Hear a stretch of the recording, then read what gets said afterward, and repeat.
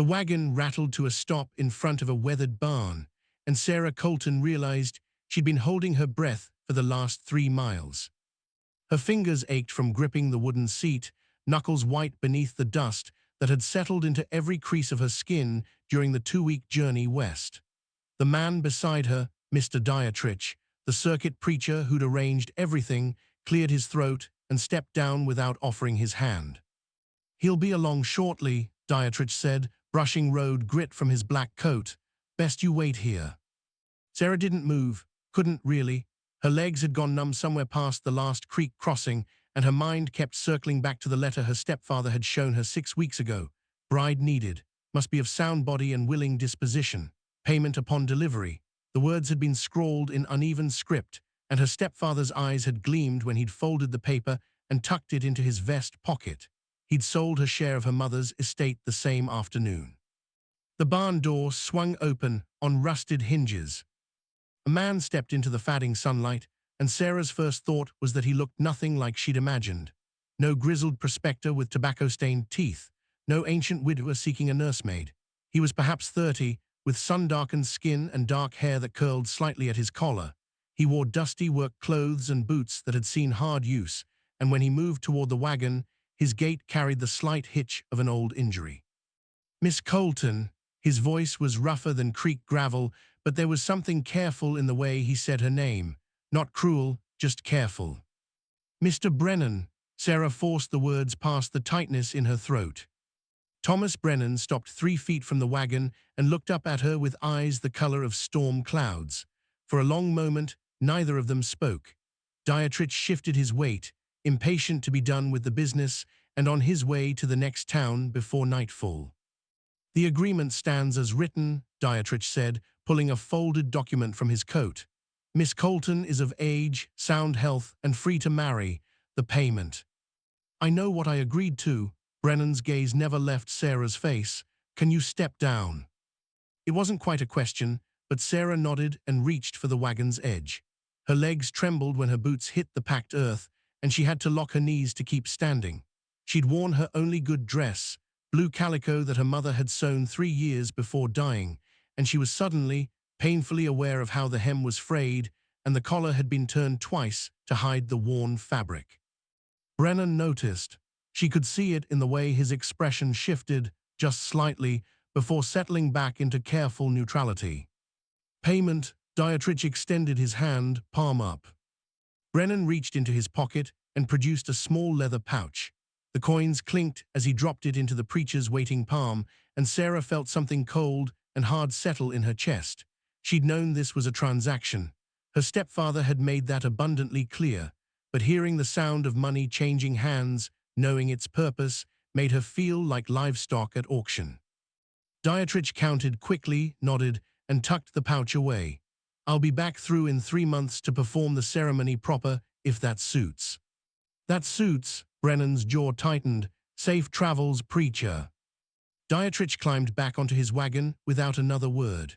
The wheels creaked into motion, and Sarah watched the dust plume rise behind him as he headed back toward the main road. When the sound faded, the silence that remained felt thick enough to choke on. "You hungry?" Brennan asked. Sarah blinked. Of all the things she'd expected him to say, that wasn't among them. Yes. "House is through there." He gestured toward a narrow path that wound past the barn. "I'll bring your trunk after I tend the horses." She wanted to tell him she could carry her own trunk. It wasn't heavy, just a battered thing with 2 dresses, her mother's Bible, and a handful of other possessions, but he'd already turned away. Sarah stood alone in the yard for a moment, listening to the wind move through the cottonwoods that lined what must be a creek somewhere beyond the buildings. The house was small, single-story, rough-hewn logs chinked with dried mud, a stone chimney at one end. The door hung straight on its hinges, though, and when Sarah pushed it open, she was surprised to find the interior swept clean. A table and 2 chairs occupied the main room. A cast-iron stove sat cold in the corner. A narrow doorway led to what looked like a bedroom, and another opened onto a root cellar. It wasn't much, but it was more than she'd expected. Sarah set her reticule on the table and noticed the tin plates stacked beside a water bucket. Someone had left cornbread wrapped in cloth on the sideboard, and the sight of it made her eyes burn. She'd eaten almost nothing during the journey, too anxious to keep food down, and now her stomach twisted with hunger that felt almost painful. The door opened behind her, and Brennan stepped inside with her trunk balanced on one shoulder. He set it down gently near the bedroom doorway and straightened, rolling his shoulder as if testing for pain. "That your war injury?" The question left Sarah's mouth before she could stop it, and she immediately wished she could call it back. But Brennan didn't flinch. "Cavalry took a rebel bullet through the hip at Shiloh." He said it matter-of-factly, the way someone might mention a loose horseshoe. "Doesn't trouble me much anymore, except when rain's coming." Sarah nodded, unsure what to say. Her stepfather had fought for the Union too, though he'd never spoken of it except when drunk, and then only in curses and nightmares that woke the household. "I should tell you how things stand here," Brennan said. He moved to the stove and began building a fire with practiced efficiency. "I run cattle on the West Range, about 200 head. The land's leased, but I'm working to buy it outright. Town's called Mineral Springs, about 8 miles north. I go in once a month for supplies and to settle accounts." He struck a match, and the kindling caught with a soft crackle. "I don't expect," he paused, choosing his words carefully. "I'm not looking for anything beyond what's practical. You'll have your own space. The bedroom's yours. I sleep in the barn most nights anyway, especially during calving season." Sarah stared at him. "You want a wife you don't even sleep near." The bluntness of her own words startled her, but Brennan just looked at her with those steady gray eyes. "I want someone who can manage a household, help with the work that needs doing, and maybe make this place feel less like a coffin." His voice roughened on the last word. I'm not good company, Miss Colton, but I'm not a brute either. Whatever you've heard about frontier marriages, whatever you're afraid of, I won't force anything." The fire in the stove had caught now, filling the room with warmth that hadn't been there moments before. Sarah wrapped her arms around herself, suddenly aware that she was shaking. "Why did you need to buy a bride?" she asked quietly. "You're young enough, established. Surely there are women in Mineral Springs who'd—" "There are," Brennan cut her off, not unkindly, "but they knew my wife." The words hung in the air between them like smoke. "She died 2 years ago," he continued, turning back to the stove. "Fever took her in 3 days. We'd been married less than a year." He pulled a pot from a hook on the wall and began measuring water. "Folks in town, they knew her family, knew her since she was a girl. Every time I see them, they look at me like I'm a grave they have to walk past." Sarah understood then, not just the loneliness, she'd known plenty of that herself, but the weight of living among people who couldn't stop seeing you as a reminder of loss. Her stepfather had been the same after her mother died, unable to look at Sarah without seeing his dead wife's face staring back. "What was her name?" Sarah asked. Brennan's hands stilled on the pot. "Catherine." "I'm sorry." He nodded once, a sharp movement, and went back to preparing what looked like it would be a simple stew. They didn't speak again until the food was ready and they sat across from each other at the table, eating in silence, broken only by the scrape of spoons on tin. The cornbread was good, dense and slightly sweet. Sarah ate slowly, making it last, and tried not to think about the fact that this strange, quiet man was now her only tether to survival in a place she didn't know. When the meal was finished, Brennan stood and collected the dishes. "I'll show you the rest of the property tomorrow," he said. "For tonight, you should rest. It's been a long journey." Sarah wanted to argue, to insist she could help with the cleaning, but exhaustion crashed over her so suddenly she could barely keep her eyes open. She nodded and retreated to the bedroom, closing the door behind her. The room was small but clean, with a rope bed covered in quilts and a window that looked out toward the darkening hills. Sarah sat on the edge of the mattress and finally let herself cry, silent, shaking tears that had been building since the morning her stepfather had told her she was leaving. She cried for her mother, for the life she'd lost, for the uncertain future stretching ahead like an unmarked trail. When the tears finally stopped, she undressed down to her shift and crawled beneath the quilts. Through the closed door, she could hear Brennan moving around the main room, the soft clink of dishes being washed, the creak of floorboards. Eventually, those sounds faded, and she heard the front door close. She was alone. Sarah closed her eyes and tried to sleep, but her mind wouldn't quiet.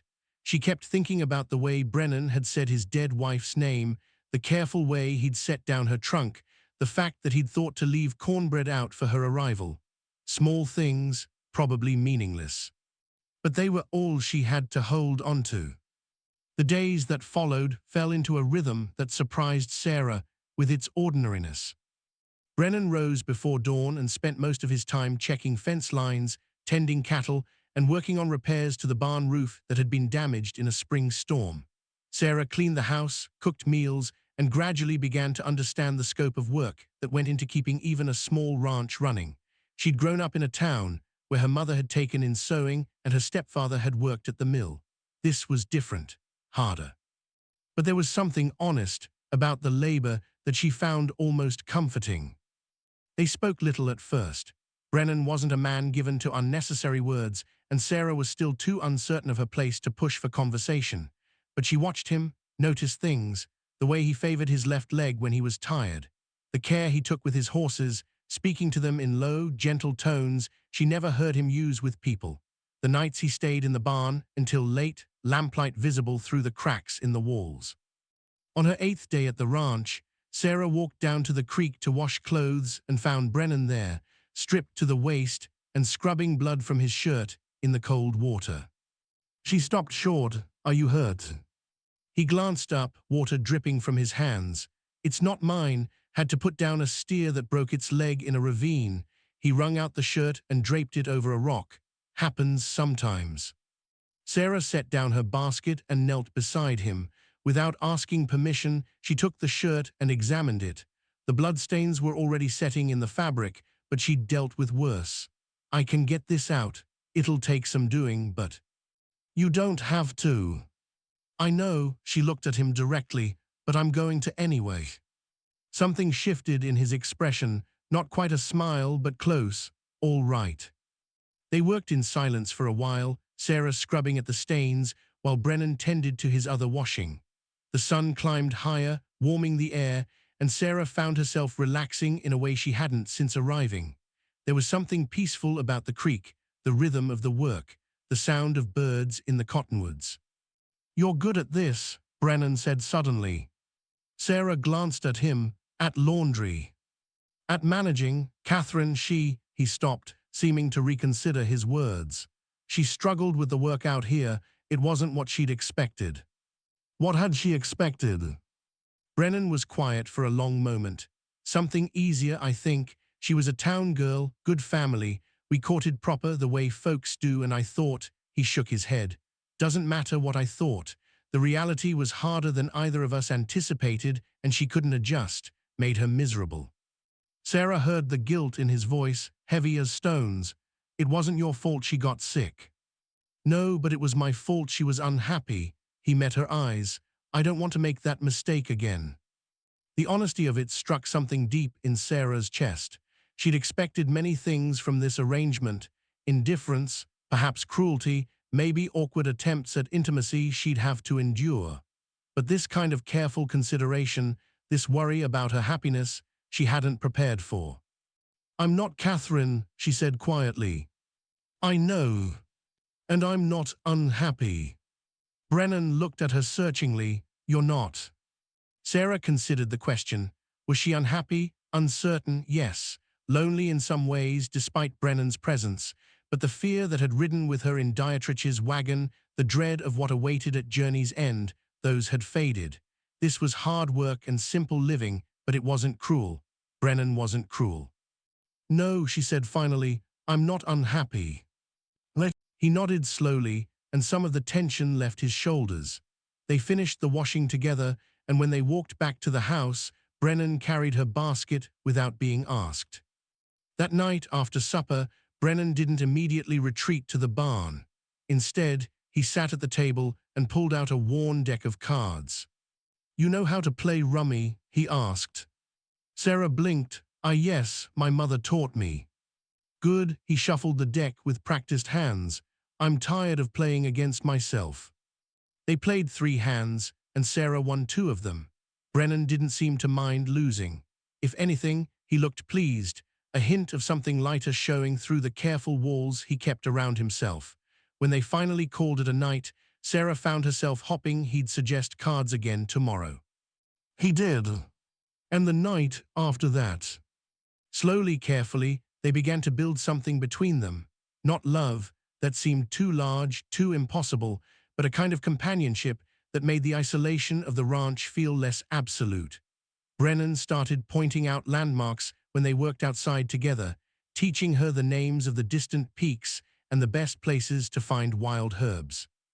Sarah began cooking meals that required more effort, using the spices she found tucked away in the cupboard and making bread that rose properly instead of the flat, dense loaves she'd produced at first.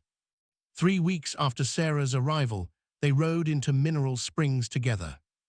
The town was smaller than she'd imagined, just a main street with a general store, a saloon, a church, and a handful of other buildings clustered around a dry goods warehouse.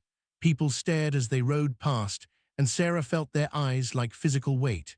She knew what they were thinking, knew the stories that must have circulated when word got out that Thomas Brennan had sent east for a mail-order bride. Brennan tied the horses outside the general store and held the door for her. Inside, a woman behind the counter looked up from her ledger and froze. "Mrs. Yates," Brennan said evenly, "this is Sarah Colton, my wife." The lie came so naturally that Sarah almost didn't catch it, but they weren't married yet. Dietrich wouldn't return for another 2 months. She started to correct him, then saw the way Mrs. Yates was looking at her, calculating and cold, and understood. In a place like Mineral Springs, reputation mattered. Appearances mattered. Brennan was trying to protect her from gossip. "Ma'am," Sarah kept her voice steady, "pleased to meet you." Mrs. Yates' expression didn't warm. "Quite sudden, wasn't it, the marriage?" "Love usually is," Brennan said flatly. He moved past her to begin gathering supplies, and Sarah followed, her face burning. They finished shopping in tense silence, and when they stepped back outside, Sarah noticed a group of women standing across the street, watching them. One was young and pretty, with blonde hair pinned in an elaborate style that must have taken an hour to arrange.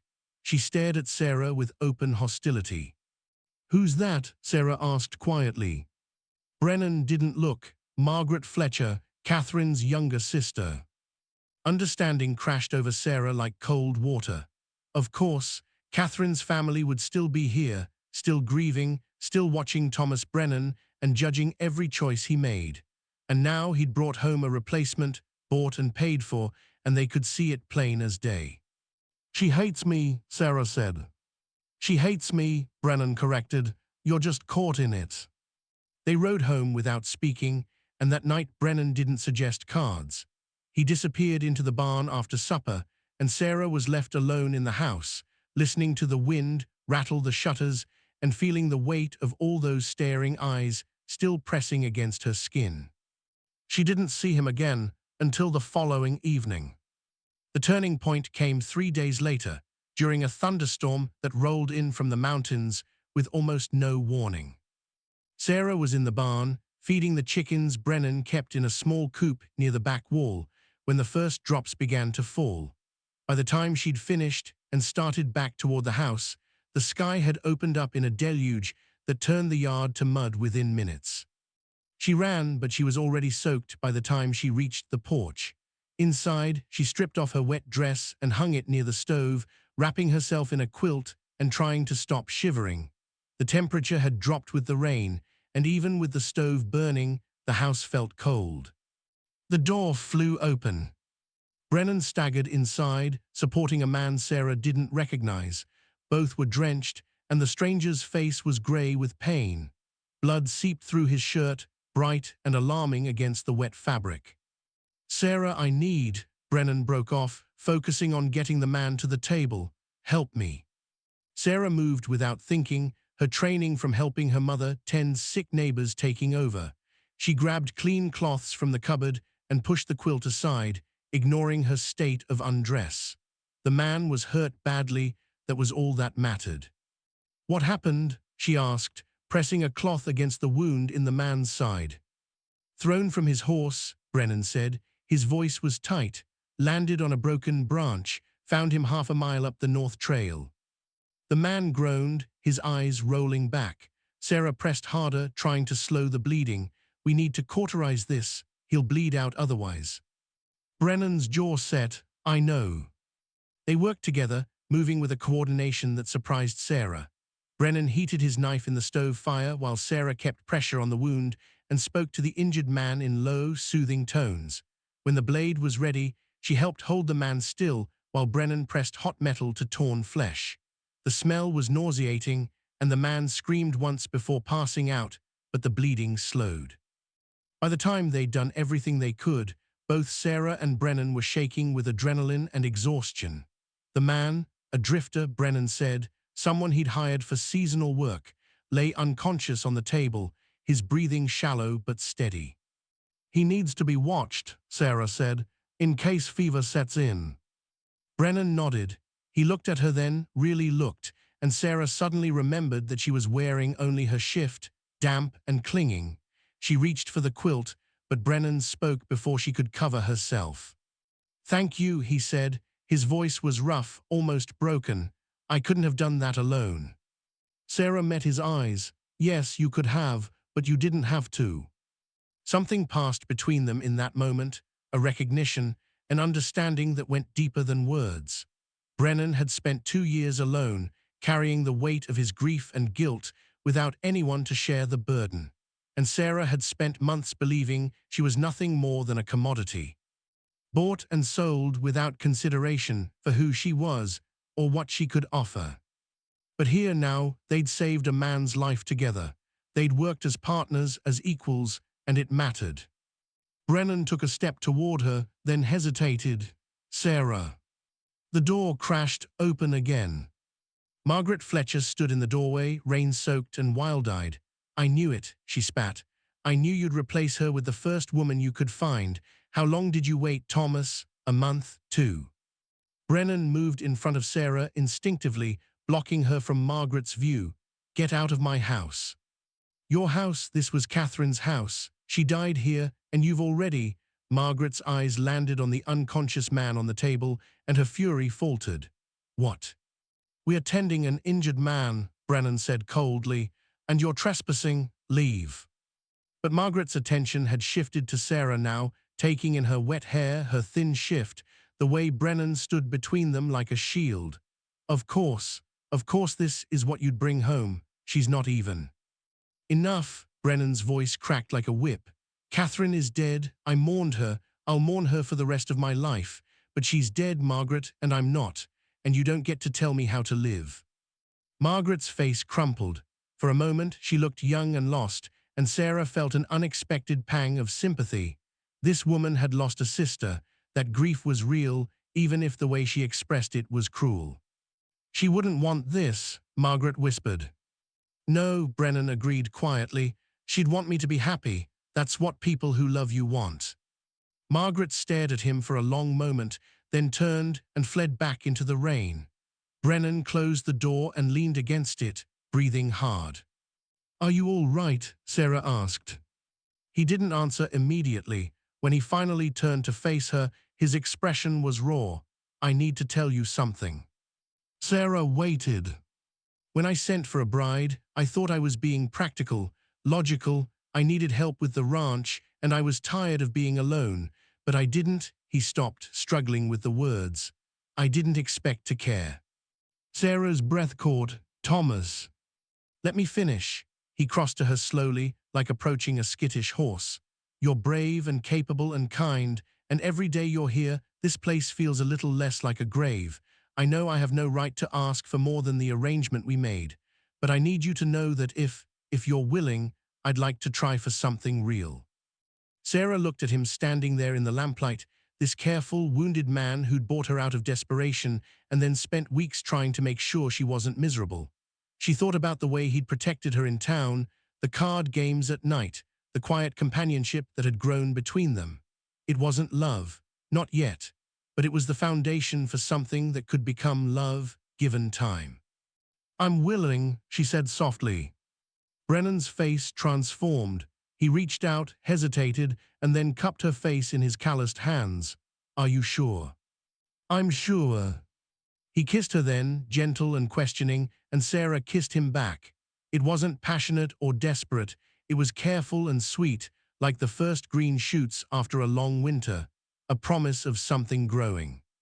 When they broke apart, Sarah smiled. "We should probably tend to our patient." Brennan laughed, a sound she'd never heard from him before, and it was like sunlight breaking through clouds. "Probably."